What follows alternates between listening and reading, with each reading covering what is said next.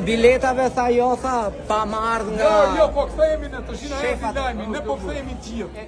Një grup prej 18 turistësh shqiptar që udhëtonin drejt Polonisë me një guid të organizuar nga agjencia turistike ATHS, kanë mbetur të zhgënjur.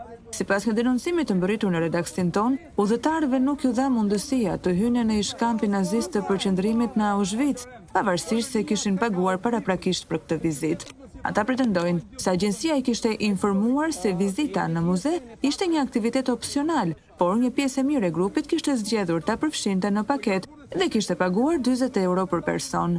Kur mbërritën në vend, atyre nuk ju lejua hyrja, duke bërë që shumë prej tyre të ndehen të mashtruar dhe të pakënaqur nga menaxhimi i udhëtimit.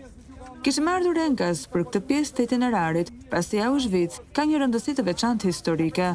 Të na mbetë dera mbyllur është e pafalshme, shprehet një nga turistët e prekur.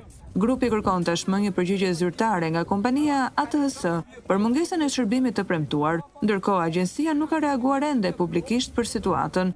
Ky incident ngre pikpyetje serioze mbi mënyrën se si menaxhohen paketa turistike dhe transparencën që agjencitë duhet të tregojnë ndaj klientëve të tyre.